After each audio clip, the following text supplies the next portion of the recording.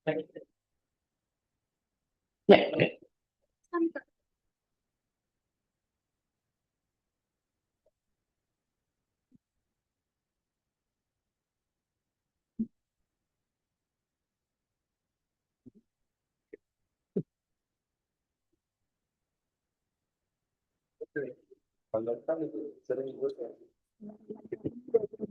Wakil Dekan Bidang Kemitraan Riset Inovasi dan Alumni, Ibu Dr.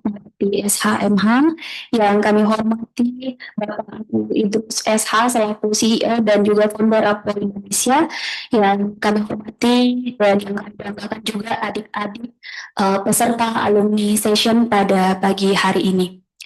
Pertama-tama marilah kita mengucapkan puji syukur atas kehadirat Allah Subhanahu wa taala karena berkat rahmat dan karunia sehingga di hari ini kita dapat melaksanakan salah satu agenda dari Natalis ke-74 Fakultas Hukum Universitas Hasanuddin dengan tema Sociopreneur Penggunaan Sampah dan Dampaknya bagi Negara.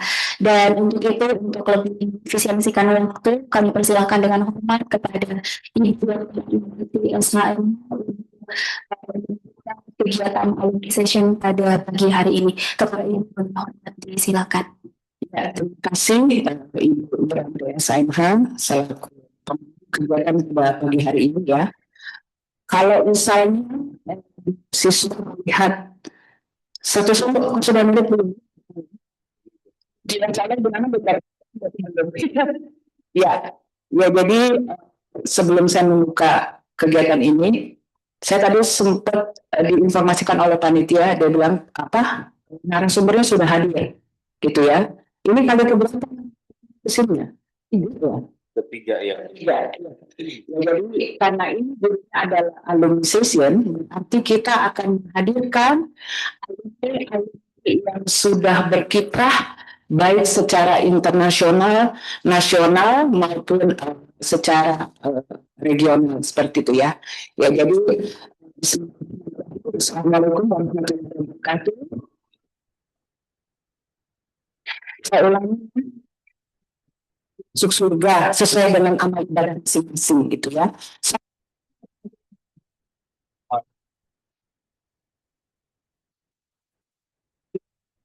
Syukur tentunya selalu kita panjatkan kehadirat Allah Subhanahu wa taala yang mana atas berkat rahmat dan hidayahnya sehingga pada hari menjelang siang kita masih diberikan kesehatan keselamatan untuk mengikuti rangkaian kegiatan di Natalis Fakultas Hukum ke-74 tahun ini ya.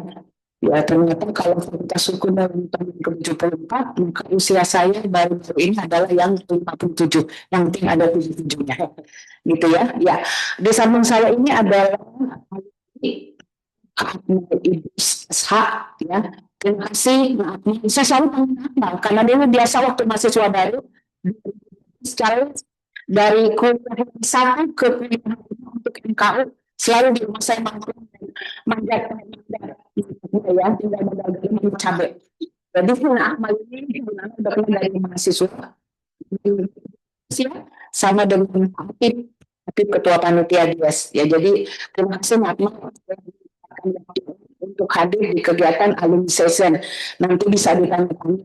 Kenapa nih Kak Akmal, CEO apa itu ke Indonesia sudah bisa berkiprah kemana-mana. Statusnya kok sudah di Eropa, gitu ya. Nah, Akmal ini begitu banyak aktivitasnya, tetapi sih saya yakin bahwa Akmal itu walaupun sudah kemarin Indonesia sebagai narasumber pasti sama berbeda kalau kembali ke kampus sendiri. Dan Akmal ya, pasti suasananya berbeda. Makanya tadi saya bilang sama anaknya, dan terima kasih Akmal mau datang kembali. Dia bilang, saya senang banget Bu, karena selalu diundang 3 tahun berturut-turut ya. Sumber kegiatan ini nanti Kak Akmal itu akan berbagi ya, tentang sama nanti biasanya sih akan ditampilkan ada produk-produknya ya. Kalau yang tahun lalu itu sempat setelah acara ini ada yang berkunjung ke lokasi ya melihat dari sampah atau dokter apa nanti bisa jadi ANS atau jadi apa. Kalau yang lalu sih nggak tahu ya, mudah-mudahan ada lagi yang baru ya, karena yang kemarin itu pernah waktu ada acara internasional ya, cuma itu pakai baju tapi itu kalau nggak salah sweater ya. Kemudian itu kami produk dari Nato Indonesia. Begitu ya, kalau saya mengucapkan terima kasih kepada adik-adik panitia yang di belakang ada kami, tadi ada Kak, ada Ibu Ranti dan Kak Ayu gitu, yang telah melakukan waktu untuk kegiatan ini. Siswa juga terima kasih banyak karena sudah hadir untuk mengikuti kegiatan ini. Ya nanti bisa ditanya-tanya Kak Akmal itu apa. Kak Akmal juga ini selain sebagai CEO itu ya, dan sumber ini dia ya nanti akan ditanyakan oleh Ibu nanti. Ya, sekali lagi selamat mengikuti kegiatan ini. Saya tidak akan bosan, banyak sekali nanti manfaat yang bisa didapat. Terima kasih sekali lagi untuk kegiatan ini. Tadi bisa saya membuka aja acara ini. Karena itu, marilah kita bersama-sama membuka kegiatan pada pagi hari ini dengan sama-sama mengucapkan Bismillahirrahmanirrahim. Ya, lebih kurang saya salam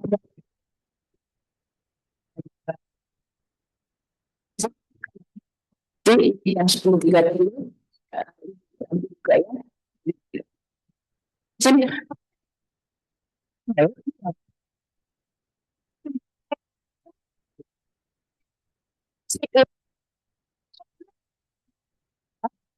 ya, saya juga CEO ceria yang bertemu di Instagram seperti itu ya. Ini cuma candaan saja. Ya silakan mengikuti kegiatan kita. Terima kasih sekali lagi Nak Maya. Ini permisi ya. Katanya mau foto dulu ya. Ini soalnya cari ke Ahmad tuh susah gitu ya. Oke, ayo. Iya.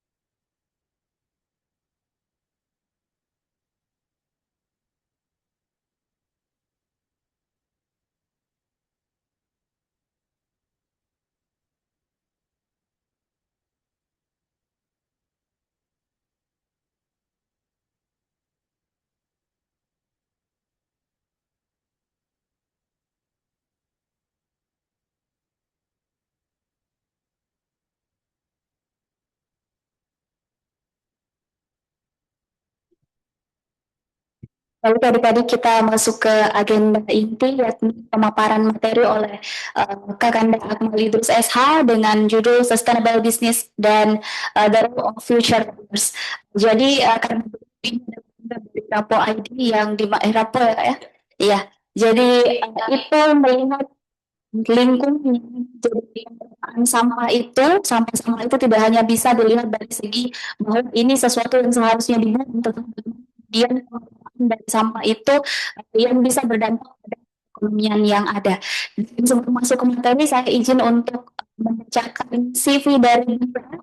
Ada banyak sekali prestasi pendidikan beliau mulai dari di SMA Negeri 8 Makassar dan beliau merupakan alumni Fakultas Hukum UNHAS angkatan 2012. Kalau saya 2017 kan.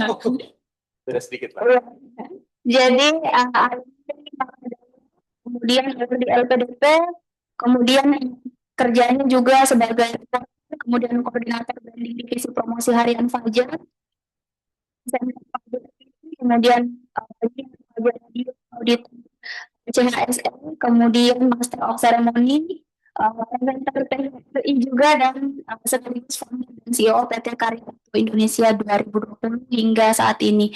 Ada banyak sekali penghargaan nasional ataupun prestasi yang Pak Akmal Idrus dan juga sekaligus nasional dan itu bisa dilihat yang sangat bagus sekali. Untuk itu langsung saja saya persilahkan kepada Kak Akmal Idrus untuk memaparkan materinya.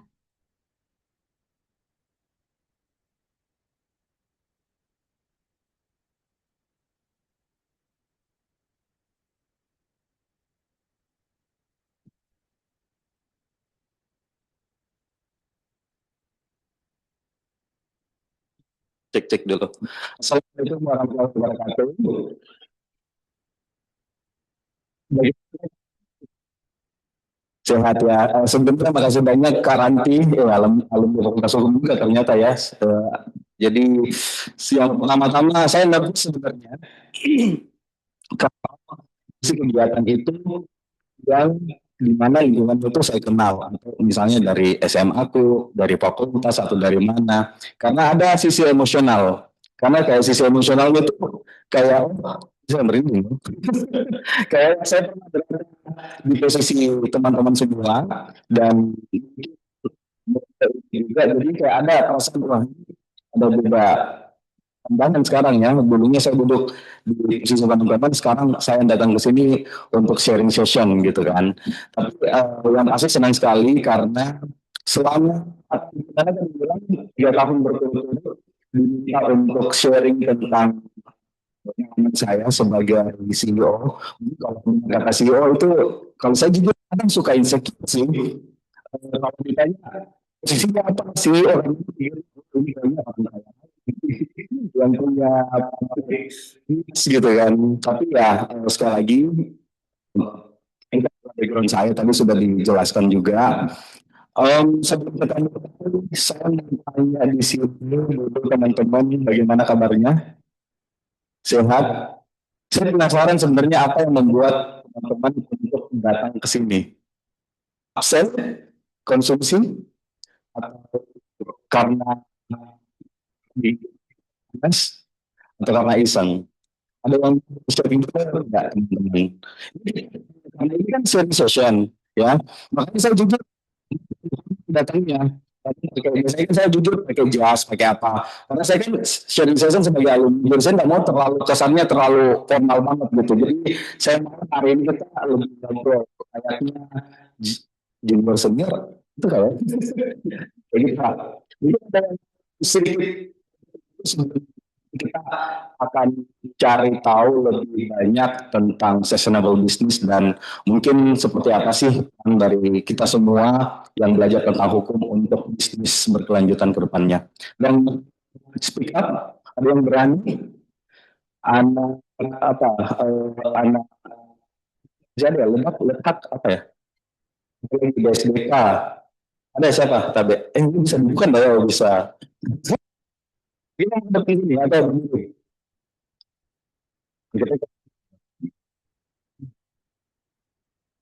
Saya biar lebih dekat, saya suka keliling kalau session Mas. Oke, mungkin bisa perkenalan dulu, terus apa yang membuat kita mau datang ke ruangan ini?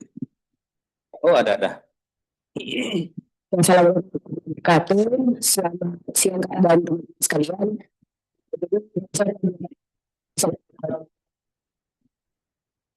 Oke. Oh, ini pakai ini kita.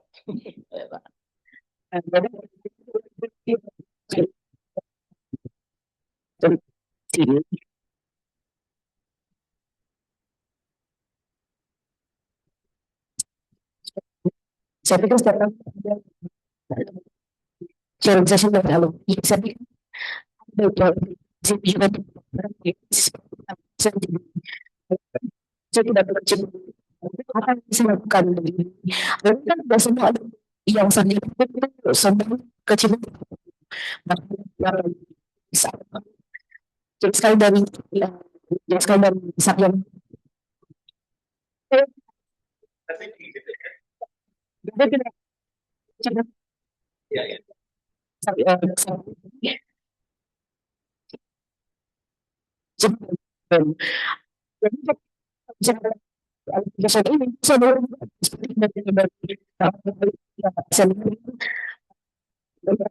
sudah sukses di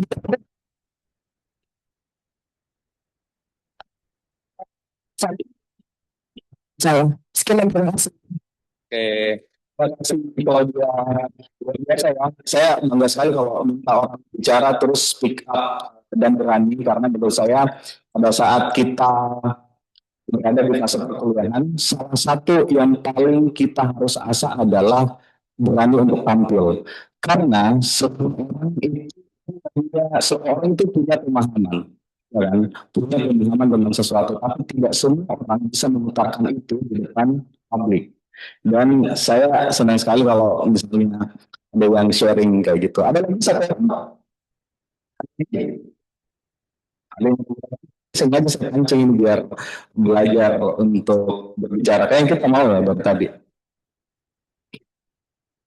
Coba bikin sekali mau? Kita. Iya. Tidak apa-apa santai. Ini session ya, jadi kita ngobrol santai aja.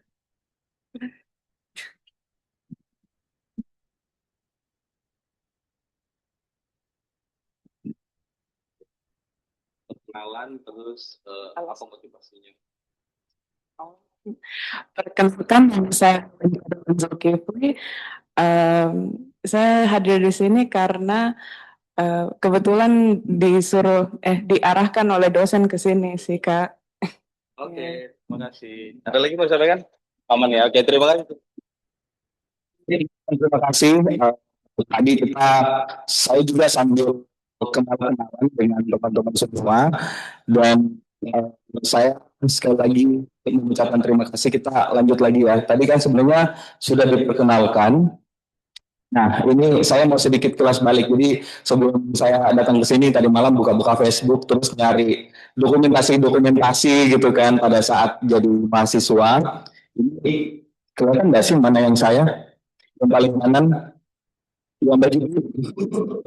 Ini di ruangan apa namanya bisa ada ya? Aula Mudkor. Bisa ada ya? Bisa ada. Itu di bawah. Ini kegiatannya Elsa. Ini pada saat inaugurasi, jadi nama angkatan saya Petitum. Ada yang dapat Petitum? Kayaknya tidak ada ya. Sudah angkatan-angkatan tua ya.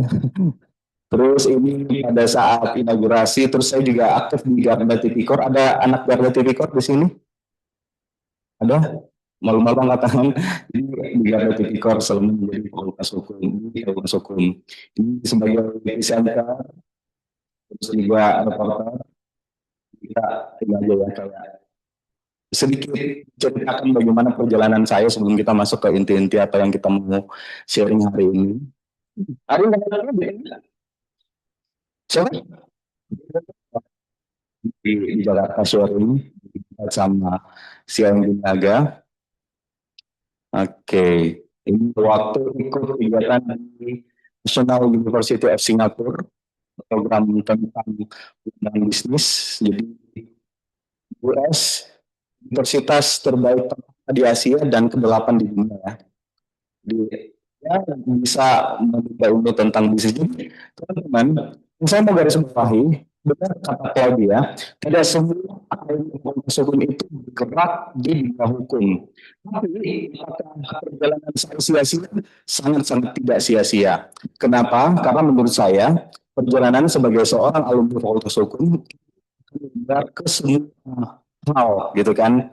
Contoh pada saat saya sebagai jurnalis, saya banyak sekali diminta untuk membawakan acara talk show yang berhubungan dengan hukum dan politik. Jadi saya memiliki kapasitas yang lebih gitu kan, apalagi kan kita tahu bahwa hukum itu kita pelajari hukum kesehatan, hukum lingkungan, hukum kedokteran, hukum teknik, semuanya. Jadi sebenarnya tidak ada yang sia-sia. Saya memangnya ketika saya membangun bisnis di Ratu Indonesia sebagai CEO, tentu saya punya kapabilitas yang lebih untuk memahami tentang hukum. Karena kenapa? Karena itu kan kalau kita membangun perusahaan, apalagi PT, kan kita harus tahu regulasi tentang hukumnya. Kita harus memahami kontrak-kontrak dengan karyawan, kita harus tahu kontrak-kontrak dengan mungkin apa ya apa namanya kolaborator kita. Jadi menurut saya programnya walaupun kita tidak jadi pengacara, kita tidak jadi apalagi hakim misalnya, ya sah-sah saja gitu kan. Tapi saya merasa melihat bahwa kita punya privilege yang lebih dibandingkan sorry to say.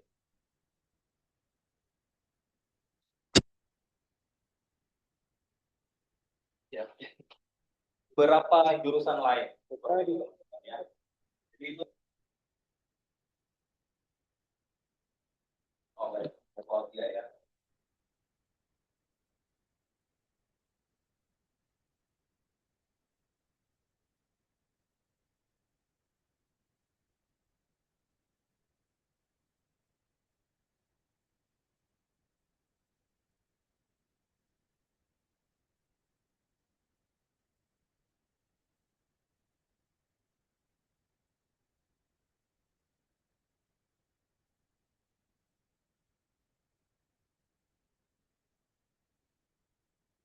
Hukum.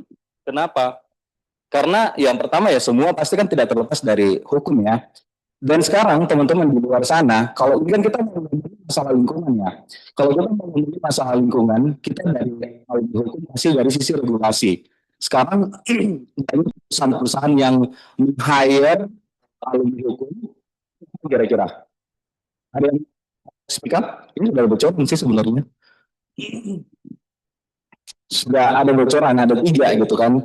Pekerjaan-pekerjaan yang relate dengan hukum gitu. Yang pertama, Legal Sustainability Advisor. Legal Sustainability Advisor ini sekarang hampir semua perusahaan target yang namanya ESG. Pernah dengar ESG? Nah ya, pasti belajar juga ya tentang ESG. Jadi sederhananya, semua perusahaan itu sesuai dengan regulasi pemerintah diharuskan untuk menerapkan konsep-konsep yang berkelanjutan gitu kan. Dan kita sebagai alumni hukum yang punya kapasitas untuk memberikan masukan-masukan apa sih yang harus dilakukan oleh perusahaan agar mereka tidak melanggar. Karena sebenarnya kalau kita masalah bisnis ya, harusnya kewajiban semua bisnis itu bertanggung jawab bukan hanya pada produknya, tetapi juga bertanggung jawab terhadap apa? Sampah gitu kan. Tapi kan permasalahannya sekarang regulasinya ada gitu kan. Tapi banyak perusahaan-perusahaan yang tidak mematuhi regulasi tersebut. Sehingga apa ya? Terjadi penumpukan sampah. Kalau kita lihat penumpukan sampah terbanyak itu datang dari pelaku usaha. Makanya sekarang ada banyak sekali regulasi-regulasi bahkan ya. Kenapa sekarang perusahaan-perusahaan itu sangat-sangat berlomba-lomba untuk menerapkan prinsip berkelanjutan? Karena investor sekarang itu mau invest ke bisnis ataupun mau bekerja sama ke bisnis yang memiliki apa?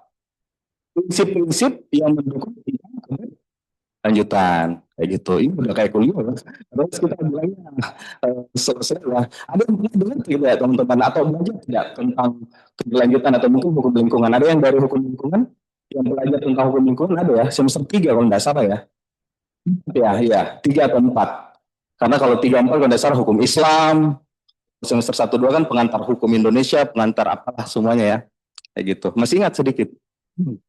Nah, terus ada juga namanya ESG Compliance Officer gitu kan. Ini sama sebenarnya. Jadi sebenarnya begini kalau kita lihat bahwa kita sebagai alumni hukum semakin banyak lagi peluangnya kita gitu yang kita bisa achieve ke depannya karena bukan ternyata hanya menjadi 3 yang ada di sini. Ini ada ya. Bukan cuman ini, tapi juga ada beberapa hal yang kita bisa lakukan kayak gitu.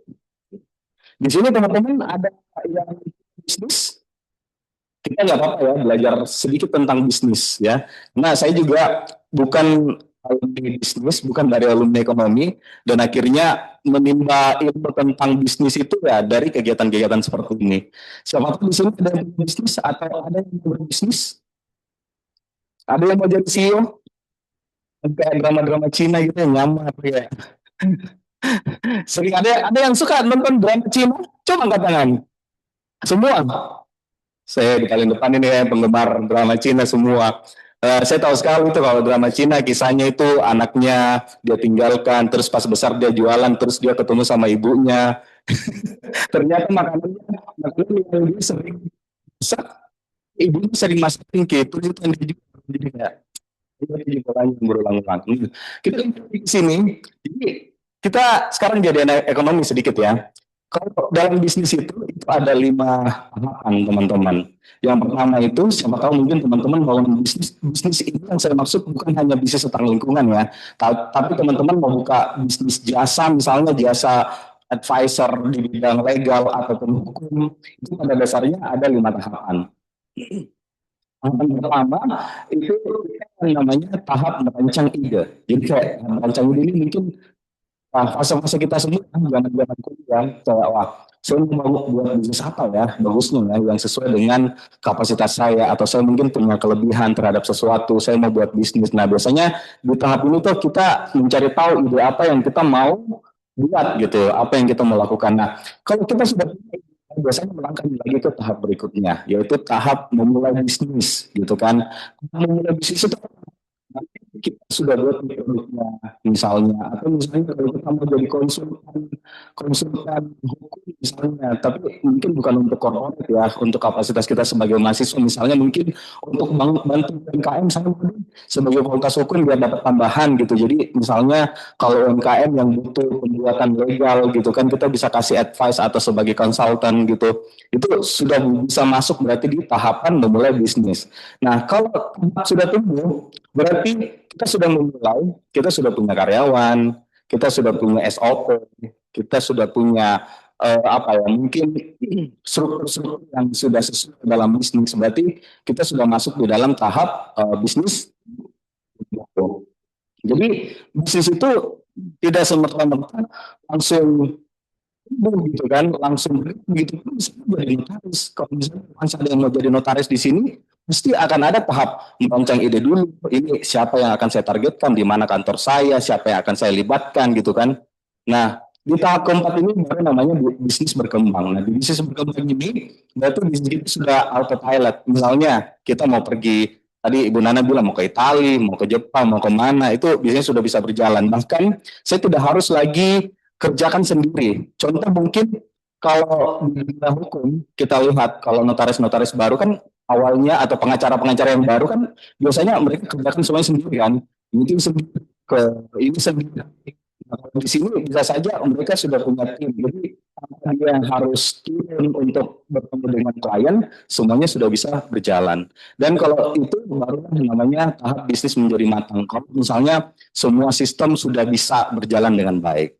Mungkin kurang lebih seperti itu. Mungkin teman-teman bisa mencari tahu di mana ini bahas tentang hukum lingkungannya gitu, tentang bisnisnya. Ini sebagai pengantar teman-teman. Menurut saya, ketika teman-teman ini mau menjadi seorang pemimpin ataupun mau membangun bisnis seperti itu, baik itu di dunia hukum ataupun di luar dari dunia hukum misalnya, sebenarnya saya selalu memberikan kayak istilahnya gambaran bahwa sebenarnya kita sebagai manusia itu harus menjalani 3 tahapan-tahapan gitu kan karena banyak bisnis yang akhirnya atau banyak leader yang akhirnya tidak bisa membuat komunitas atau organisasi ini bukan hanya bisnis sebenarnya ya tapi juga di UKM teman-teman di organisasi di komunitas ini bisa berlaku. Ada 3 sebenarnya framework untuk leadership. Yang pertama kita harus memimpin diri sendiri nih. Memimpin diri sendiri itu kita harus sarjana di sini sebelum kita melangkah ke yang misalnya memimpin orang lain. Karena banyak orang memimpin diri sendiri saja tidak bisa, tapi dia mohon maaf ya mungkin kayak sosokan mau jadi leader. Sebenarnya leader itu adalah hak semua orang gitu dan semua orang punya kapasitas untuk menjadi pemimpin. Tapi apakah semua orang itu layak dan bisa menjalankan perannya sebagai pemimpin? Ya kan? Ya belum tentu gitu kan karena melewati tahapan ini memimpin sendiri tapi seperti apa? Ada yang bisa kasih contoh nggak teman-teman?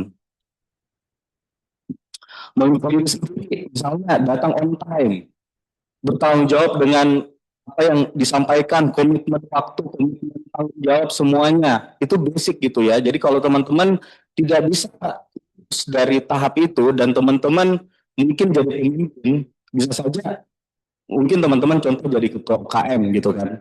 Terus tiba-tiba ada meeting ya teman-teman atau teman-teman mungkin susah dihubungi kan. Jadi kalau teman-teman mungkin punya rekan-rekan atau teman-teman seperti itu ya bisa saja karena dia belum siap gitu untuk menjadi seorang leader.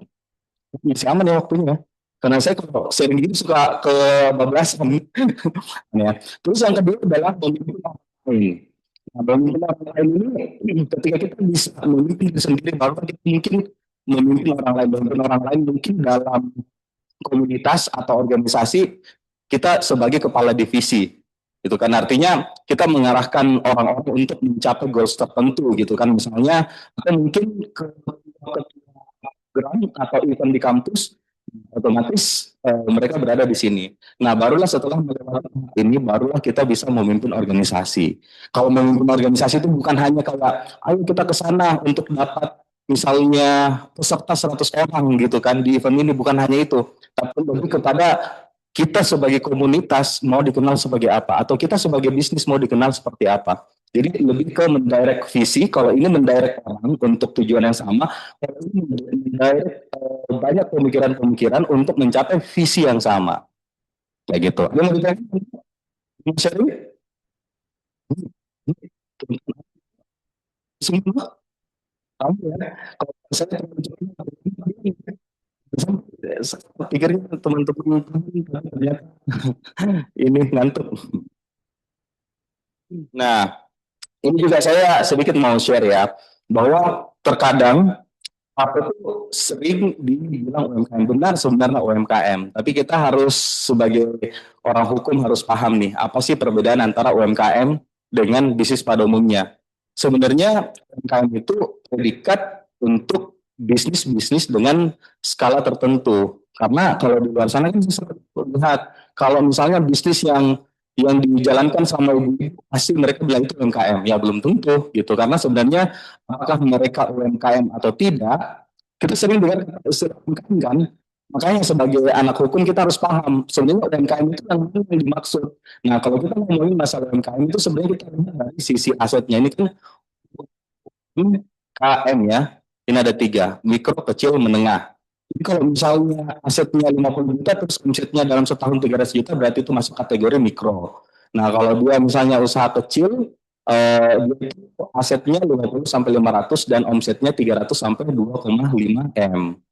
Nah, kalau usaha menengah berarti asetnya itu 500 juta sampai 10 M. Terus juga omsetnya 2,5 sampai 50 M. Kalau usaha besar itu lebih dari 10 M. Jadi belum tentu kalau misalnya ibu-ibu misalnya dia jualan kue omsetnya 11 M, apakah itu UMKM? Bukan. Bukan kan? Bukan. Itu kan tidak tahu. Saya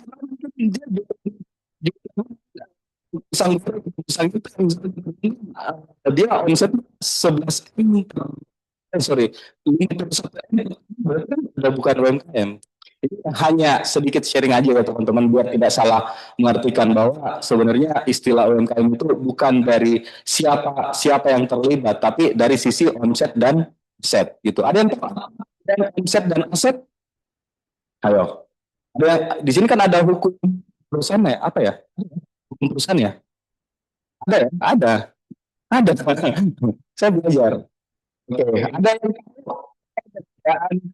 set dengan omset. Semuanya set semua. Ayo. Ada yang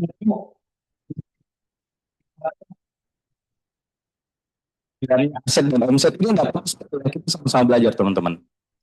Ada yang nggak apa langsung bicara saja aset apa, omset apa. Ya, silakan langsung.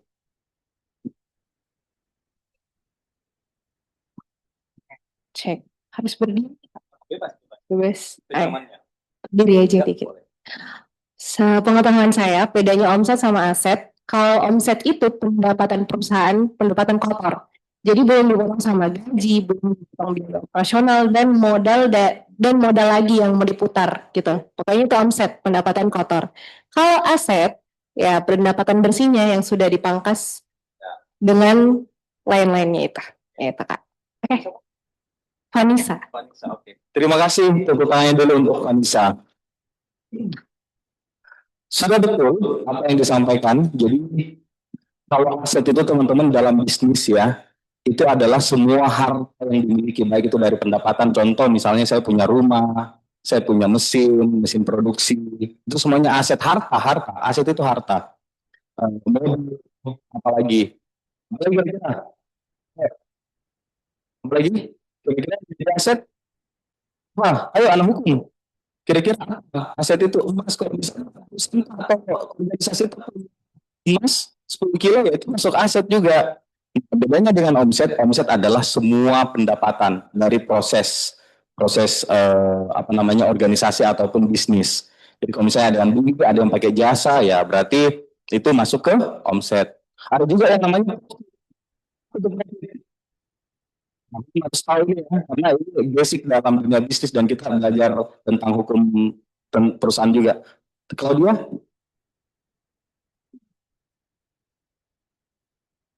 ya profit. Oke. Pertanyaan ya, betul, pertanyaan dulu. Nah, jadi kalau sihnya, jadi kalau omset itu semua kan, semua misalnya saya jual sepatu harganya 500.000 gitu kan, itu kan omset.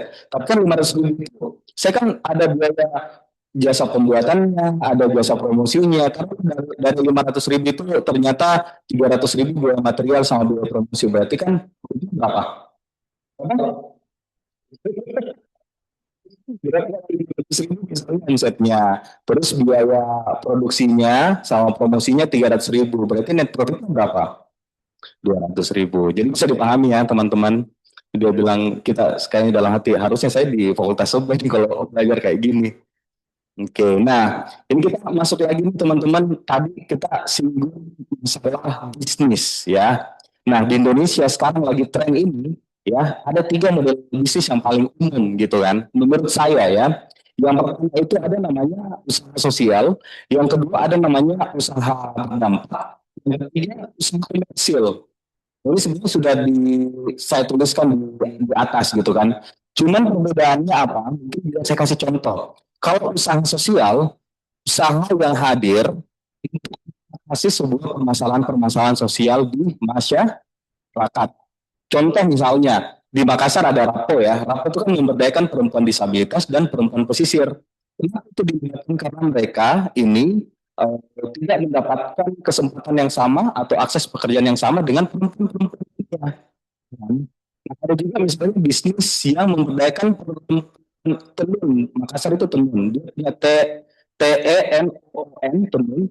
Dia itu buat merchandise itu dari hasil karya orang-orang disabilitas, teman-teman disabilitas. Jadi istilahnya yang mereka libatkan dalam proses produksinya itu adalah masyarakat-masyarakat yang mungkin terdampak dengan adanya kesenjangan sosial.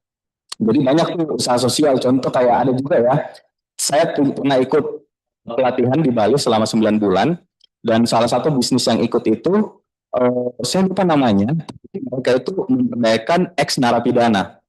Karena kenapa? Narapidana kan sebenarnya kita anak hukum ya, yang sudah masuk penjara secara hukum kan sebenarnya mereka sudah mendapatkan haknya lagi kan setelah keluar kan, bahkan kesempatan untuk bekerja dan segala macam. Tapi tidak bisa dipungkiri bahwa ex narapidana ya, ya ex narapidana apa istilahnya? Ex narapidana apa istilahnya? Ini mantan napi ada istilah hukumnya. Yang apa sih istilahnya? Intinya itu Pak ya. Nah, biasanya kan mendapatkan diskriminasi sehingga ketika mungkin teman-teman juga tidak usah deh. Misalnya teman-teman punya bisnis nih. Bisnis apa? Ada yang punya bisnis di sini contoh bisnis konsultan misalnya. Terus jangan saya deh. Misalnya ada si Baco gitu kan. Si Baco ini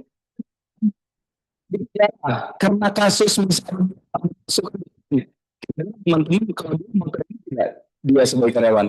Iya kan, kita ini sebagai hukum masih memberi diskriminasi padahal sebenarnya tidak boleh seperti itu. Itu contoh ya untuk usaha tadi bisa jelaskan. Sosial. Berikutnya ada yang namanya usaha berdampak. Ada yang tahu tidak usaha berdampak itu kayak gimana? Ini kan sudah ada penjelasannya nih. Usaha berdampak. Ayo, saya yakin contohnya ini adalah bisnis yang kan sudah menggunakan jasanya. Ayo. Yang Bisa sebutkan satu, saya kasih hadiah. Apa? Ayo. Gojek. Ada yang lebih spesifik lagi. Gojek ya. Taksinya dia kan taksi listrik. Karbon. Iya, oke. Bisa. Ada lagi? Boleh deh, berarti ada 2 ya. Aduh, banyak-banyak. Ini satu lagi deh, yang lebih spesifik. Nanti minta ininya, kontaknya ya. Ada lagi satu?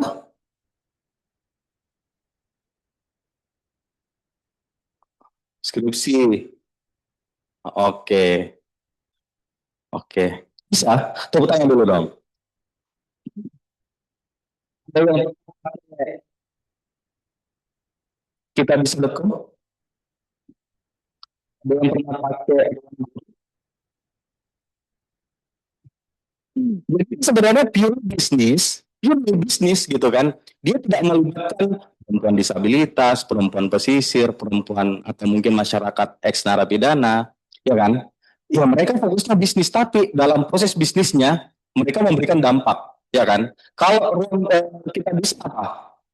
Sosial, sosial kan, kemanusiaan, atau mungkin pendidikan semuanya kalau kita bisa. Kalau pendidikan. Nah, termasuk sebenarnya juga Gojek sebenarnya juga usaha berdampak. Ya, sebenarnya usaha itu semuanya berdampak. Tapi ada yang memang benar-benar itu concern terhadap satu isu gitu kan.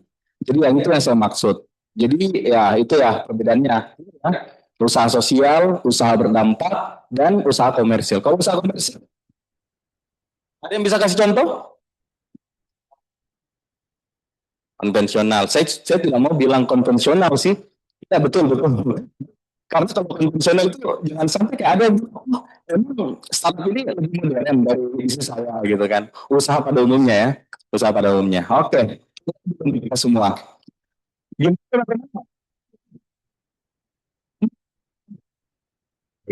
Lagi. Ini kosong ya? Oke, ini video next nanti aja. Nah, di sini saya mau coba challenge teman-teman. Di sini ada beberapa usaha. Yang buka HP laptop, mau searching di sini, ada Siklus, ada Rapo, ada Tarunira, ada Zero Waste Bali, Sejauh Mata Memandang, Sukacita, ada Bumi, Peta, Cashew, ada Tenun, ada Magalarpa, West for Change, ada Mengayu.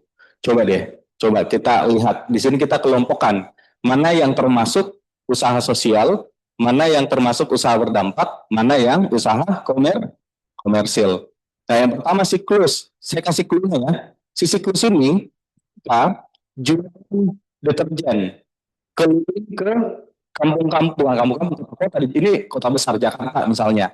Tapi ketika orang mau membeli produknya mereka itu tidak menyediakan kemasan sekali pakai. Tapi kita harus punya wadah sendiri. Jadi kayak misalnya dia bawa naik motor, terus ada apa namanya refill stationnya di motornya, yang kalau kita beli ya kita bawa botol sendiri. Kira-kira itu masuk apa? Terus apa? Jangan ragu. Bisa, bisa akses itu. Kenapa bisa berdampak? Oke, itu. Kalau misalnya eksternal yang diperdayakan, itu masuk kategori apa? Sosial. Oke. Dampaknya sosial. Sosial. Kalau ini memberdayakan masyarakat yang ada di Karangasem Bali, usaha sosial. Kalau Zero Waste Bali, mereka memberdayakan siapa-siapa, tapi mereka jual produk kemana mereka belanja bumbu-bumbu atau kebutuhan apa, itu semuanya eco-friendly. Soalnya berdampak. Sejauh mata Sukacita, mereka itu bukan mati, dia memberdayakan perempuan lokal dan untuk kainnya itu menggunakan pewarna alami. Ya, usaha sosial. Kalau usaha sosial otomatis berdampak ya. Semuanya bisnis ini berdampak ya teman-teman, pasti punya dampak. Tapi yang kita maksud di sini mana yang concern terhadap sustainability gitu kan. Karena Gojek misalnya menghasilkan karbon, tapi apakah itu berdampak? Tentu berdampak semua ya. Oke, yang lainnya teman-teman bisa cek ya. Ada yang mau capture? Oke. Nah, kalau kita masuk nih di usaha sosial, kita kan kadang bingung gitu kan, bagaimana sih membedakan antara usaha sosial dengan usaha berdampak ataupun usaha pada umumnya gitu kan. Nah, kalau usaha sosial itu kurang lebih seperti ini teman-teman. Nah, itu berada di tengah-tengah antara filantropi ini kan non profit ya. Kalau yang kanan ini strukturnya profit atau modelnya komersil. Contoh gitu kan. Kalau usaha komersil, ada yang bisa kasih contoh? Menjual distro misalnya di depan di pintu 1, ya kan? Atau bisnis apa gitu, semuanya kan fokusnya di sini, ya kan? Usaha komersil. Jadi mereka tuh nggak memperdulikan mau bisnisnya itu mau bisnisnya itu mencemari lingkungan apapun itu mereka tidak peduli. Yang mereka pedulikan adalah omsetnya, pokoknya saya harus dapat 1 M gitu kan, bagaimanapun caranya. Ya itu adalah usaha komersil. Kalau usaha dengan CSR gini apa? Ayo anak hukum nih, ayo bisnis dengan CSR, kasih contoh apa banyak sekali di sini. Ayo, ini tadi mungkin ekspektasinya happy happy, ternyata mikir juga ya. Ayo kasih contoh bisnis dengan CSR. Contoh Kala ya, ini saya tidak promosi ya. Kala ini kan mereka bisnis besar tapi punya CSR kan. Semua bisnis-bisnis yang punya CSR, dana-dana sosial responsibility itu masuk di bisnis dan masuk di bisnis dengan CSR. Nah, terus kita ke kiri lagi. Di kiri ini kasih gambar contoh yang teman-teman lakukan. UKM, organisasi, komunitas, kan tidak ada. Ya beda ya, kalau ada event pasti ditarget ya untuk DTD atau apa. Tapi dulu tidak ada target kayak UKM ini harus dapat 1 M per tahun gitu kan. Tidak ada kan. Jadi itu betul-betul non-profit itu masuk di sini. Kalau non-profit dengan pendapatan mereka bisa ada bisnis. Nah, ini juga anak hukum harus tahu apa. Contoh, badan hukum ini contohnya badan hukum. Kalau di sini kan PT ya, di sini PT. Kalau di sini bisa dibilang secara hukum ada komunitas, ada pendirian komunitas bisa ada. Nah, kalau di sini apa kira-kira contohnya? Non profit dengan pendapatan. Ya, ya. San. San. Atau NGO. Orang sekarang kerennya kan NGO kan bilangnya kan. Non-government organization. Tapi itu adalah yayasan. Kalau yayasan masuk di sini, mereka tuh sebenarnya non profit, tapi mereka juga biasanya punya bisnis. Contoh, yayasan pendidikan kan. Yayasan kan tujuannya fokus ke pendidikan, tapi mereka juga kita masuk ke kampus itu bayar misalnya, ya kan? Kayak gitu. Gimana mulai bingung kan? Ada ya. Bismillah ya. Oke. Nah, pada intinya teman-teman, usaha sosial ataupun usaha berdampak itu menerapkan 3 unsur yang ada di atas ini. Namanya triple bottom line, gitu kan? Apa itu triple bottom line? Istilahnya itu semacam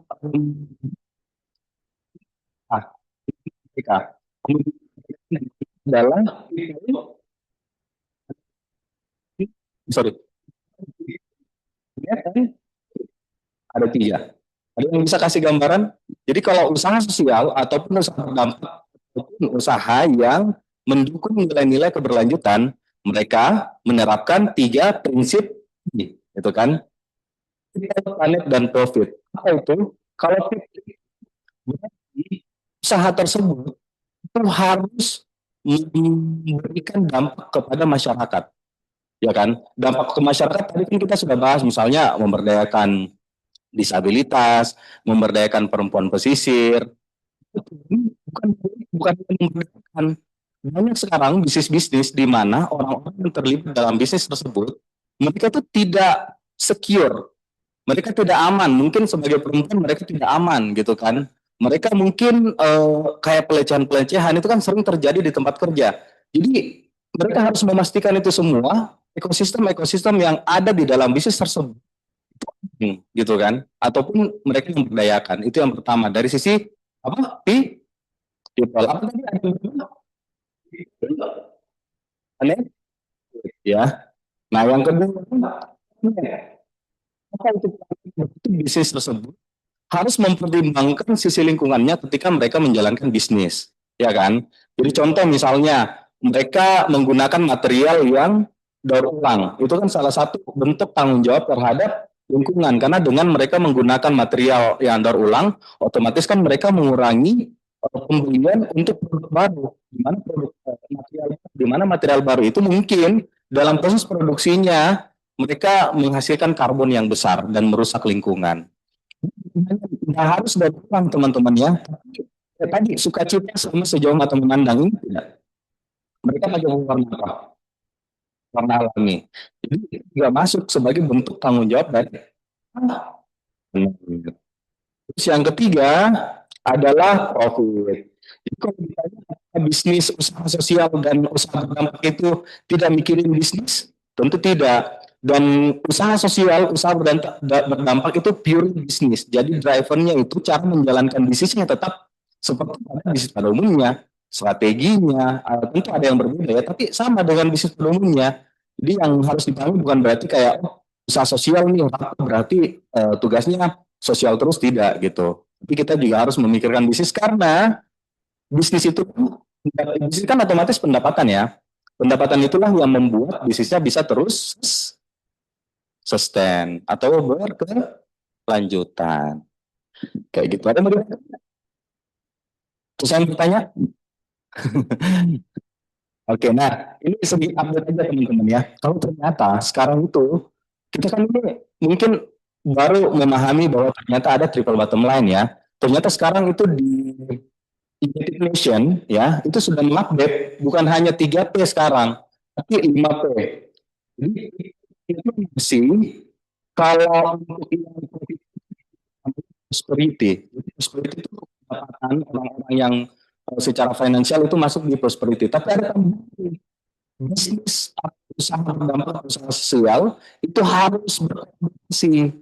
Jadi kita sama ada kerjasama. Jadi kita berusaha untuk kolaborasi. Makanya kita lihat kenapa sekarang kalau teman-teman lihat banyak usaha-usaha yang seperti ini sekarang itu kayak hobi sekali untuk kolaborasi gitu kan. Kayak Rapo mungkin teman-teman ikuti Instagramnya Rapo @rapo.id sering banget untuk kolaborasi karena memang kita didorong untuk partnership gitu kan. Terus ada peace.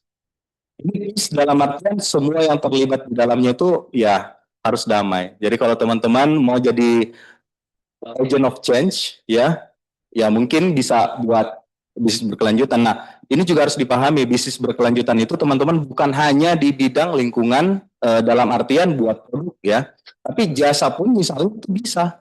Teman-teman juga bisa menerapkan prinsip ini kalau siapa tahu mungkin teman-teman membuat jasa tadi kayak jasa buat apa buat skripsi lah. Ini buat skripsi kan saya nggak bingung. Mungkin bukan jasa buat skripsi yang bimbingan ya. Bimbingan ya. Ya, karena kalau jasa buat skripsi itu kan beda lagi ya. Oke, nah ini konsepnya ada tambahan partnership ya. Kok Suko Prosperity kan tetap profit sebenarnya ini tidak bisa jalan sendiri harus kolaborasi dengan banyak pihak. Terus kalau peace itu keseimbangan dan ekonomi bisnis harus menciptakan harmoni tidak merusak sosial maupun lingkungan. Jadi peace itu dalam artian kita misalnya datang untuk buat program. Jadi gini, kadang tuh kan kita apalagi KKN selalu merasa bahwa apa yang kita bawa ke daerah itu solusi yang paling benar. Padahal kan tidak bisa seperti itu. Kita juga harus lihat sebenarnya apa lokal wisdomnya mereka gitu. Tidak bisa semerta-merta kayak kita langsung ubah semuanya harus modernisasi gitu kan. Jadi kalau seperti itu ya itu kan bertentangan dengan nilai-nilai mereka. Nah itu masuk di sini. Bagaimana tidak merusak sosial maupun lingkungan dan kesenjangan antara keduanya. Begitu. Ini masih ada 30 slide ya, oh aman. Ini sudah masuk ke kenalan-kenalan nih. Bisa diputar ya? Enggak ya? Bisa. Ini kemarin kita kerjasama dengan Garuda. Kita kerjasama dengan Garuda, jadi produk Rapo dipakai untuk penerbangan Makassar Jakarta.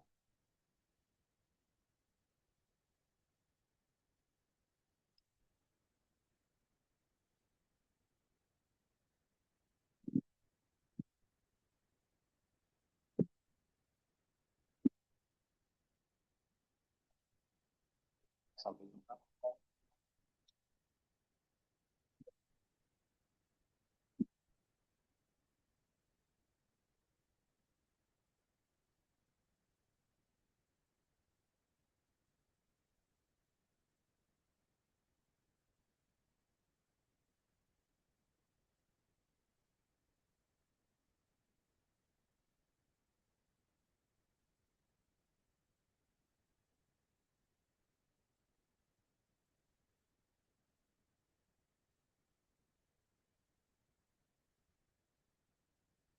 Repo, dia bilang repo.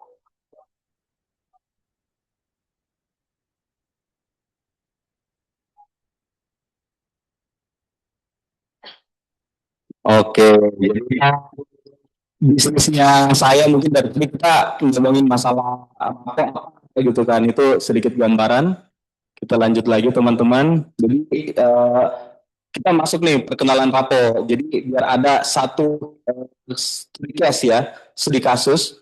Tadi kita kan sudah ngomongin masalah usaha sosial. Tadi ada prinsip-prinsipnya. Jadi saya kasih gambaran realnya seperti apa kalau di Rapo Indonesia. Jadi singkatnya Rapo Indonesia itu lahir karena ada 3 masalah yang kita lihat di masyarakat. Yang pertama itu masalah akses pekerjaan bagi masyarakat atau kelompok rentan gitu. Di sini kami fokusnya di 2, yaitu perempuan pesisir dan perempuan disabilitas. Jadi mereka adalah masyarakat rentan yang dalam akses pekerjaan mereka itu bisa dibilang sangat terbatas gitu kan. Kita lihat mungkin misalnya kalau datang ke perusahaan-perusahaan mungkin sangat terbatas gitu orang-orang disabilitas yang bekerja kan. Padahal bisa dikatakan mereka juga punya kesempatan dan hak yang sama gitu untuk memperoleh hak pekerjaan. Terus yang kedua, kita melihat karena permasalahan sampah plastik gitu. Di Indonesia, sampah plastik itu 34 sampai 35 juta ton per tahun. Dan 17 sampai 20% itu adalah sampah plastik. Jadi bisa dibayangkan teman-teman sebanyak apa sampah itu di dalam lingkungan. Kita nggak usah mungkin terlalu jauh ngomongin masalah Indonesia. Kalau di Kota Makassar, setiap hari ya ada 800 sampai 1.300 ton sampah yang masuk. Itu dari mana? Dari waktu usaha, dari kita semua, dari kosan teman-teman semua, dari kampus teman-teman termasuk mungkin dari Fakultas Hukum ya menyumbang sampah juga pasti kan, dari kantin-kantin. Nah, itulah semua yang terkumpul. Jadi 1.300 ton per hari yang masuk di TPA Antang. Sekarang itu TPA Antang bisa dikatakan sudah sangat terbatas kapasitasnya teman-teman. Dan bahkan kemarin kita dapat teguran tuh dari Kementerian Lingkungan Hidup, sanksi administrasi karena sistem pengelolaan sampah di Kota Makassar di TPA Antang ini tidak sesuai dengan aturan pemerintah. Istilahnya adalah open dumping. Open dumping itu semua sampah itu dicampur, padahal kan harus ada pemilahan sebelum mereka dibuang kayak gitu. Itu yang terjadi. Dan masalah ketiga, kita melihat bahwa banyak perusahaan yang sudah mendukung prinsip-prinsip keberlanjutan, nilai-nilai keberlanjutan, tapi untuk mendukung itu mereka juga harus pakai yang ramah lingkungan termasuk souvenir. Makanya tadi kayak Garuda kan kita kerjasama kan, karena Garuda juga punya target ESG gitu kan.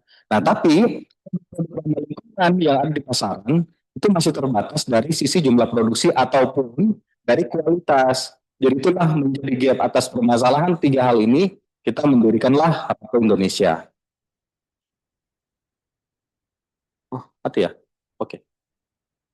Sorry. Nah, jadi di Rapo Indonesia, kami ini mendaur ulang sampah jenis HDPE, PP, dan LDPE. Jadi teman-teman, sampah plastik itu sebenarnya bukan cuma satu jenis. Jadi kalau itu kan ada, coba di ada botol aqua, air mineral. Nah itu, coba. Bisa saya pinjam? Bisa saya minum? Jadi di bawahnya ini ada jenis tuh, kayak ada segitiga. Nah ini jenisnya PET.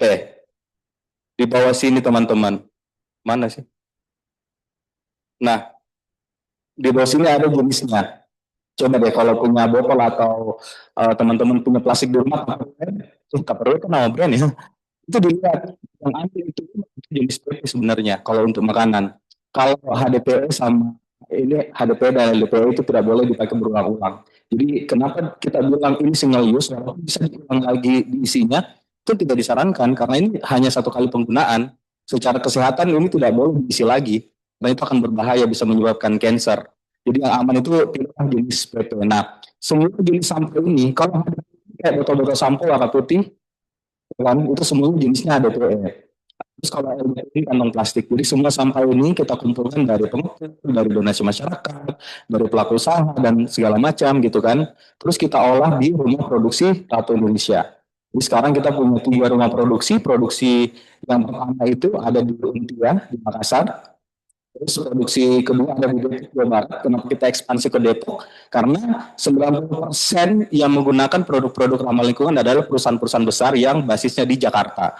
Jadi kalau misalnya ada permintaan yang mendesak, kalau dari Makassar kan harus dikirim lagi kan, dan bisa bilang butuh durasi lagi. Jadi kita buat hub juga di Depok. Dan di Makassar sekarang, kalau tadi Bu Nana bilang tahun lalu aku masih fokus di produk souvenir dan segala macam, sekarang kita sudah punya furniture juga. Nanti kalau teman-teman penasaran nanti ada di slide ini. Jadi selain kita, karena kan berusaha sosial, otomatis mempunyai visi untuk memberikan kesempatan bagi perempuan. Makanya kita juga aktif buat pelatihan nih. Jadi kayak di Makassar ya, di Makassar kita buat pelatihan untuk perempuan pesisir 51 orang, kita latih 15 orangnya itu sudah dilibatkan di proses pembuatan produknya. Jadi memang tidak semua yang kita latih akan jadi mitra yang membuat produk, karena pasti ada standarisasi yang perlu kita jaga. Terus ada 20 perempuan disabilitas yang sudah kita latih, 2 antaranya sudah bergabung dengan kita dan juga kita melibatkan penjahit lokal. Jadi total mitra kita mampu memberikan dampak kepada 33 perempuan sekarang di Makassar. Tapi sebenarnya lebih dari itu ya, kita sudah hampir 100 tuh memberikan pelatihan kepada perempuan untuk mereka bisa resilience menghadapi tantangan ke depannya dengan kita berikan skill. Terus kalau di Depok ada 12 yang kita latih, 4 udah jadi mitra, jadi di Depok memang nggak terlalu banyak yang kita libatkan. Kalau di Makassar ada 10 masyarakat pesisir, ini bukan perempuan ya, kalau yang buat furniture ini karena memang cukup tricky, jadi kita libatkan masyarakat pesisir, 10 yang kita latih, 3 yang terlibat. Jadi total ada berapa nih? 33 tambah 4 tambah 2 berapa? 30? Oke, itu. Jadi hasilnya ada 2, ada jadi souvenir yang dipakai oleh perusahaan-perusahaan dan ada juga jadi furniture yang dipakai oleh kafe-kafe. Jadi mungkin teman-teman kalau kafe-kafe kayak Kebak House, Toyota Kala, ada yang pernah lihat? Nah, teman-teman, jadi yang di Toyota Kala itu panel-panel di depannya warna abu-abu itu dari recycle, itu yang buat trapo. Dijadiin ini fasad ya istilahnya ya dalam dunia ini. Ya, betul. Jadi kalau ke sana terus ada juga produknya rapo di sana di dalam. Kayak gini. Nah, sekarang kita berkembang, jadi yang namanya bisnis, ya kita melihat ternyata bukan hanya jualan produk nih, jualan souvenir gitu kan. Terus sekarang kita juga sudah baru ulang seragam bekas atau material perusahaan atau limbah benar kita jadikan produk seperti ini. Dan bahkan sekarang kita punya banyak service juga. Jadi itulah bisnis dari awal saya pikirnya kita jualan produk, ternyata berkembang nih, kita punya banyak sekali service gitu kan, waste management untuk perusahaan-perusahaan atau mungkin jasa konsultasi untuk bisnis dan masih banyak lagi. Saya mau promosi jadi kita percepat saja ini dari daur ulang sampah plastik dan kalau itu sampah tuh ini dari sampah HDP. Jadi kalau teman-teman punya botol-botol shampoo sabun itu kita ubah jadi meja seperti ini. Nah, ini produk-produknya, ini recycle juga. Souvenir-souvenir perusahaan seperti ini. Dan kalau untuk saat ini kita sudah tersebar di seluruh Indonesia dan sudah banyak sekali perusahaan-perusahaan yang pakai, termasuk ini ada nggak ya logonya? Mana? Kanan. Saya udah lihat loh. Ada. Oh ini. Aman. Sebelum juga sudah pakai. Terus kita sekarang juga sudah bisa ditemukan di 4 kota besar, Makassar, Bali, Jakarta, dan Surabaya. Terus juga kita sering sekali tadi mana sempat mention ya ke Italia. Jadi ke Italia itu kita mewakili Indonesia ikut National Conference tentang sustainability di Rio dan saya sendiri mewakili langsung ke sana. Terus juga bulan lalu salah satu S2, S1 dan S2 Fakultas Hukum itu adalah CEO dari Rapo Indonesia. Dia juga berkesempatan dapat beasiswa di New Zealand. Jadi kayak enak sekali, alhamdulillah. Kebetulan juga saya itu bertiga, satu alumni Newcastle UK, satu alumni S1 S2 Hukum Unhas, dan satunya saya kayak gitu. Dan ya banyak banget kesempatan-kesempatan lah.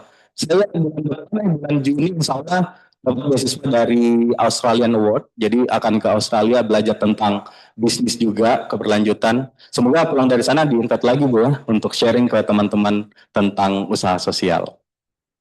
Itu kan Bapak begitu kan dong. Segi program-program teman-teman yang saya lakukan, yang kami kerjakan, terus yang kanan ini adalah program yang kami ikuti. Saya pernah ikut kompetisi, jadi setiap kompetisi itu, jadi kan kalau kita bangun bisnis startup, itu kan kita harus sering ikut kompetisi. Ada yang pernah nonton film startup tidak, yang film Korea? Nah, kurang lebih seperti itu, kita harus ikut kompetisi untuk mendapatkan investor.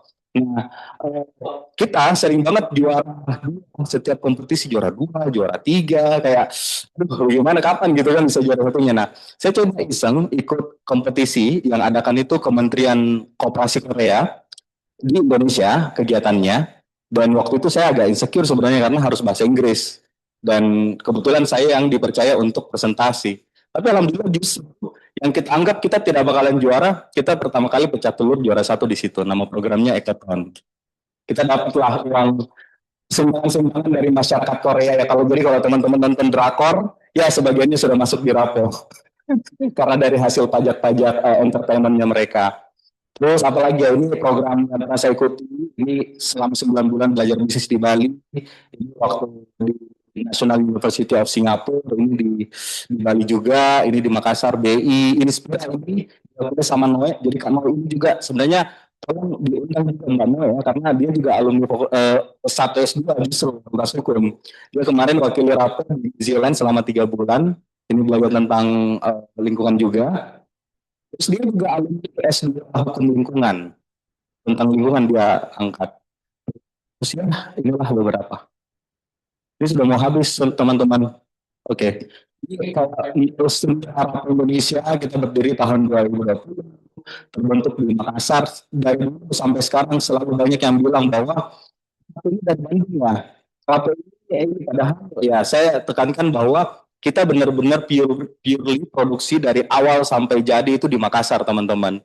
Jadi bukan yang kayak tas yang kita beli di Bandung terus kita tempelin recycle, tidak, betul-betul itu dibuat di Makassar tahun 2020. Terus di 2021 akhirnya kita buat rumah produksi pertama. Terus 2022 kita mendirikan PT namanya PT Karya Rapo Indonesia. Terus juga pertama kali punya kantor pusat. Kantornya kalau rumah produksi di kawasan Pesisir Untia, kalau kantor pusatnya kita di Pengayuman. Terus 2023 kita ekspansi ke Depok, Jawa Barat karena melihat memang antusiasme dari perusahaan yang sudah semakin besar, kita ekspansi ke Depok. 2023, 2024 ini kita itu kayak banyak sekali ikut kompetisi, kayak hampir setiap bulan sedikit-sedikit saya ke Jakarta gitu kan, ikut kompetisi apa, kompetisi itulah semuanya saya ikuti lah. Untuk tujuannya apa? Kompetisi itu untuk kita mendapatkan validasi dan masukan dari Dewan Juri. Jadi dari situ saya dapat banyak sekali masukan-masukan, sehingga semua masukan itu yang saya rasa relate dengan bisnis saya, itu saya terapkan di bisnis. Terus di sini Malaysia, di sini kita banyak sekali kegiatan internasional seperti Ekonomi Italia akhir tahun, terus juga kita pameran di Osaka, Jepang. Yang tadi furniture yang tadi saya showing itu kita pameran yang namanya World Expo Osaka. Ada yang tahu? Jadi itu adalah kayak Piala Dunia per 4 tahun. Jadi tahun kemarin kebetulan yang dapat Osaka gitu. Jadi cuma 4 tahun dalam 1 kali dalam 4 tahun diadakan. Kita ikut juga di situ. Terus tahun 2020 karena kita melihat bahwa kita sangat concern dengan impact, kita finally mendirikan yayasan juga. Jadi kita sudah punya 2. Sebelumnya PT Karya Rapo Indonesia, di tahun ini kita punya Yayasan Dampak Rapo Indonesia. Bukan dulu. Sudah mau habis ini teman-teman, ini sisa perkenalan sisa ini. Kalau sejauh ini kita Ini sebenarnya datanya kurang update teman-teman ya, tapi kita sudah menghasilkan puluhan ribu produk ya. Bahkan terakhir tahun lalu ada yang Borobudur Marathon ya, jadi Borobudur Marathon, Bali Marathon, Makassar Marathon itu adalah event maraton terbesar di Indonesia. Untuk aspeknya itu pakai produk Rapo. Jadi tahun lalu kita produksi dalam 1 bulan itu 17.000 produk daur ulang dikirim ke Jogja untuk digunakan di event tersebut sebagai official merchandise respect-nya mereka. Terus jadi ini kayak kurang relate gitu dengan datanya. Terus sampahnya sudah lebih dari 10 ton yang kita daur ulang. Terus kita juga sudah memberikan seperti saya kan edukasi, saya hitung berapa jumlah pesertanya. Kita sudah total tuh sudah lebih dari 22.000 kita latih untuk, bukan latih ya, kasih edukasi lah tentang usaha keberlanjutan. Nah ini yang saya bilang teman-teman, Mbak Noe, ini alumni Fakultas Hukum S1 S2. Dia harusnya lebih hukum dia sih. Kalau saya kan S1 ya. Kalau Mbak Noe ini S1 S2-nya memang di Fakultas Hukum UNAS. Ini tim-tim kita, ini Mbak Adri, dia alumni dari Newcastle University, Inggris. Saya juga kaget pertama kali dia mau ikut gabung di Rapo, agak insecure gitu, karena kayak ini kan startup yang baru berkembang gitu, sementara dia lulusan UK.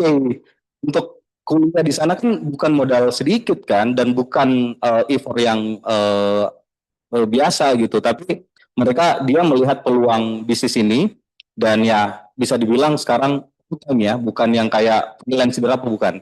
Jadi benar-benar Mbak Adri ini full time yang ngurusin masalah bisnis dan marketing. Kalau Mbak Noe ngurusin masalah produksi, tapi sekarang bosnya di Depok. Kalau saya ya ngurusin semuanya, semua yang bikin bingung saya ngurus. Oke, ini yang saya mau bilang teman-teman, tantangan kami hari ini, tantangan dunia ini bukan lagi sekedar melanggar atau tidak melanggar hukum ya, tapi bagaimana hukum ini bisa mendorong bisnis untuk bertanggung jawab. Dan apakah teman-teman mau jadi lawyer hanya menyelesaikan masalah atau yang ikut membentuk masa depan. Terima kasih. Terima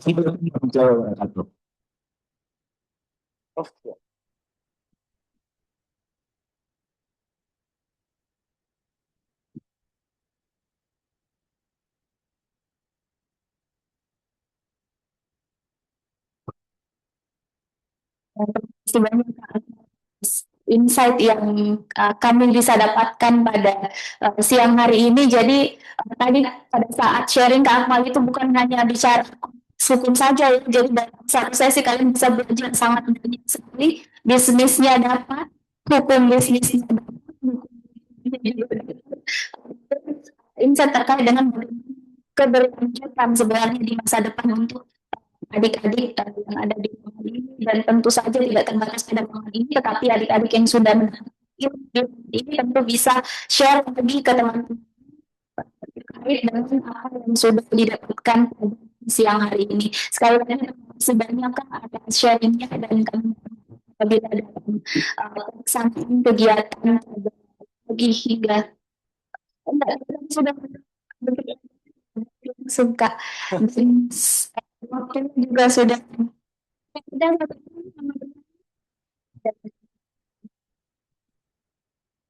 saya silakan sampaikan kembali pertanyaannya. Ini Kak, ini dua ya, dua. Assalamualaikum. Baik, mungkin saya panggil Pak aja. Di Akmal, aku punya pertanyaan nih. Sebenarnya ada beberapa pertanyaan, tapi aku aja karena saya sebenarnya tertarik bikin usaha kayak Akmal yang sustain seperti ini. Nah, kalau yang pertama, sesuai experience-nya Kak Akmal, ada apa ya? Mungkin kayak usaha Kak Akmal dipermudah nggak sama pemerintah kalau karena ini kan bisa dibilang kan usahanya sustain kan, usahanya membantu lingkungan. Jadi apakah kayak mungkin pajaknya lebih ringan atau dan lain-lain. Terus yang kedua, karena aku juga tadi jujur agak pengen juga bikin usaha kayak sustain kayak begini. Aku ingin tanya sama Kak Akmal, gimana sih hal-hal apa aja yang harus dipikirin sebelum bikin kayak begini, dan hal-hal apa aja yang jadi matematika biar misalnya aku udah bikin nanti, udah merintis nanti, bisa aku counter permasalahan atau kesusahannya nanti. Mungkin itu Kak. Terima kasih. Kalau langsung jawab Kak. Oke, terima kasih. Namanya siapa? Oh, sorry. Jagoan Kak. Jakwan. Angkatan 2024. 2024. Oke. Beda 12 tahun. Oke, Jakwan yang pertama masalah regulasi. Ini saya senang sekali bisa sharing ini. Jadi sebenarnya salah satu keluhan kami dari usaha sosial karena belum ada pembeda regulasi atau aturan hukum antara usaha komersil dengan usaha sosial. Belum ada. Jadi mau dari segi pajak, mau dari segi apapun itu, benar-benar semuanya sama. Makanya sekarang Kementerian Hukum dan HAM sedang membahas untuk pemberian PT usaha sosial. Jadi sekarang kan kalau badan hukum, yayasan, PT, nah sekarang ini lagi dibahas, bahkan kemarin Rapu juga terlibat, kita di-invite waktu di Jakarta untuk merumuskan untuk kedepannya juga ada PT usaha sosial yang fokusnya ke usaha sosial. Karena kenapa menurut kami kan kurang fair ya. Kurang fair dalam artian bisnisnya kami ini memberikan dampak kepada masyarakat tapi sama gitu dengan mohon maaf ya dengan bisnis-bisnis yang mungkin di luar sana merusak lingkungan. Padahal kan tidak seperti itu. Nah, cuman yang jadi perdebatan sekarang, makanya teman-teman coba deh bisa buat ini nanti kalau misalnya ada musyawarah, teman-teman mau angkat ini silakan sebagai alumni, sebagai mahasiswa Fakultas Hukum. Sekarang itu diperdebatkan karena dalam regulasi itu aturannya 50-50. Di mana kalau kita mau buat PT usaha sosial itu harus 50% ke dampak, 50% masuk ke sosial.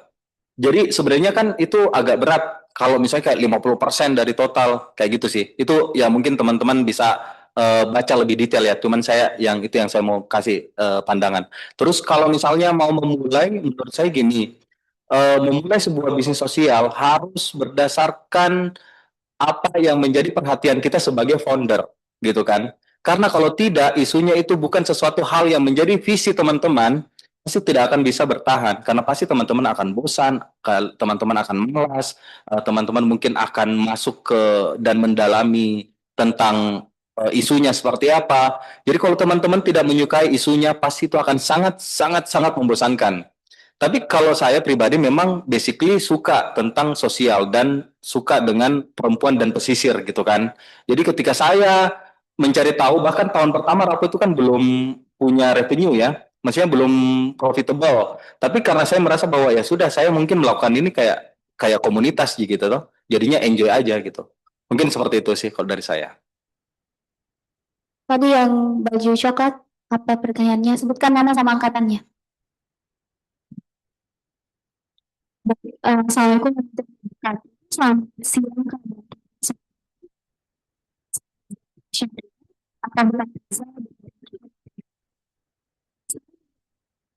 Saya cukup tertarik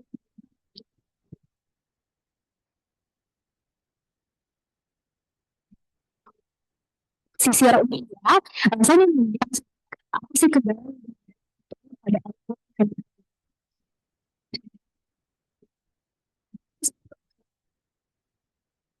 masyarakat masyarakat itu ada bagaimana satu masyarakat yang ada di sana sebenarnya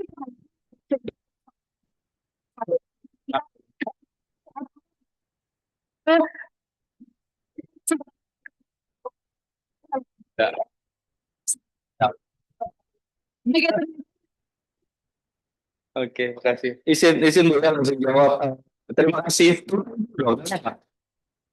Rahasia ya. Rahasia. Jadi pertanyaan pertama tantangannya. Oke, ini saya mau cerita bahwa awal saya mendirikan Rapo itu tahun 2020. Jadi teman-teman, saya itu di Fakultas Hukum jujur saja dikenal sebagai mahasiswa yang sangat gaul gitu, bisa dibilang social butterfly lah pada zaman itu gitu. Jadi benar-benar nongkrong gitu di fakultas, ke kafe dan segala macam. Tiba-tiba saya posting teman-teman ada yang punya sampah tidak? Saya ambil di rumah tak gitu kan. Jadi kayak banyak teman-teman saya yang kayak ngapain sih ngurusin sampah kalau misalnya mau bisnis ya bisnis clothing, bisnis apa yang keren-keren gitu kan. Apalagi ya beberapa kafe di Makassar mungkin kebetulan teman-teman dekat gitu kan. Jadi jujur agak insecure juga di awal-awal. Apalagi kan belum tahu apakah bisnis ini akan berkembang atau tidak. Tapi kembali lagi kita sebagai penemu ya biasanya tuh punya punya apa ya istilahnya pemahaman untuk kita bisa tahu ke depannya seperti apa. Jadi saya sih memperkuat akhirnya coba riset-riset lah di internet cari tahu gitu kan bagaimana prospek bisnis ini ke depannya gitu kan apa tantangannya apa peluangnya saya pelajari betul-betul akhirnya semua masalah-masalah jadi peluang gitu. Nah terus ada juga masalah yang saya temukan di Untia. Jadi Untia ini Bu itu lokasi bagi banyak mahasiswa mahasiswi di Unhas membuat program sosial yang menjadi permasalahan karena kadang beberapa program hadir ke mereka dan mereka itu langsung dikasih amplop gitu misalnya. Jadi pertama kali kami datang ke Untia itu orang-orang tidak mau datang karena mereka pikir tidak ada amplopnya. Padahal kan kami datang ya bukan untuk bagi-bagi amplop and then selesai. Kita membawa solusi untuk ini kita akan terus berlanjut gitu kan. Jadi butuh beberapa bulan gitu untuk kita lakukan pendekatan-pendekatan sebenarnya. Dan bisa dibilang awal-awal kita buka rapor di sana tidak ada ibu-ibu yang mau gabung. Dan sekarang setelah ibu-ibunya alhamdulillah sudah punya rumah baru, sudah renovasi, bahkan udah beli motor, barulah ibu-ibu di sana saling cerita kayak itu kenapa ya? Jadi ya mungkin dinamika-dinamika seperti itu sih yang saya dapatkan gitu baik itu secara personal maupun dari sisi komunitas dan yang paling penting di tahun 2020 waktu itu belum banyak usaha seperti ini kalau sekarang kan mungkin sudah lebih familiar ya setelah 6 tahun atau 7 tahun berlalu tapi kalau dulu masih sangat terbatas jadi itu jadi tantangan juga buat saya untuk trial and error tapi jadi proses untuk belajar. Nah terus yang kedua apakah menerima magang? Saya tidak menjawab bisa atau tidak ya, tapi setiap tahun kami terima anak mahasiswa magang dari Fakultas FKIP, Fakultas Kelautan dan Ilmu Perikanan, karena kebetulan mereka kan memang inline. Jadi pastinya aku sangat terbuka untuk teman-teman bisa belajar dan bisa berdampak bersama kami. Mungkin begitu ya Rasya ya, terima kasih.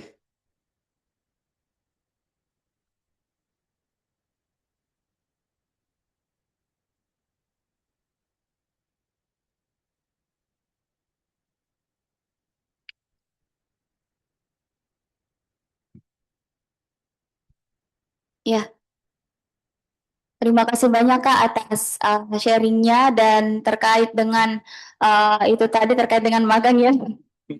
Bisa langsung masuk suratnya. Silakan masuk ke surat, silakan diurus di akademik.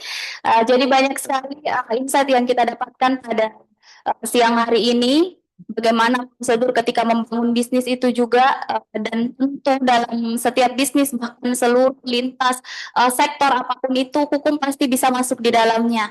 Ya, jadi tadi Kak Akmal juga sudah bahas bagaimana mulai dari proses penyusunan idenya, bagaimana proses perencanaannya, pelaksanaannya sampai pada tahap ketika dia sudah berjalan hal-hal apa ataupun tantangan dan solusi yang kemudian bisa diterapkan agar dia tetap berlanjut. Dan juga penting juga untuk adik-adik ketahui bahwa jangan melihat sampah, jangan melihat kotoran sebatas kotoran saja ya Kak, tetapi bagaimana kita bisa mendapatkan profit dari kemudian dilihat itu agar dia bisa bernilai ekonomi. Jadi cukup sekian untuk sharing pada siang hari ini. Sekali lagi terima kasih banyak Kak Akmal sudah menyempatkan waktu untuk kembali ke dan kami juga dari panitia dan pimpinan Fakultas Hukum Unhas mengucapkan permohonan apabila kemudian dalam pelaksanaan kegiatan pada pagi hingga siang hari ini ada mungkin yang kurang berkenan, kami mohon maaf dan juga terima kasih kepada adik-adik yang sudah hadir dan tentu sudah mendapatkan banyak sekali ilmu dari Kak Akmal. Sekian, Assalamualaikum warahmatullahi wabarakatuh.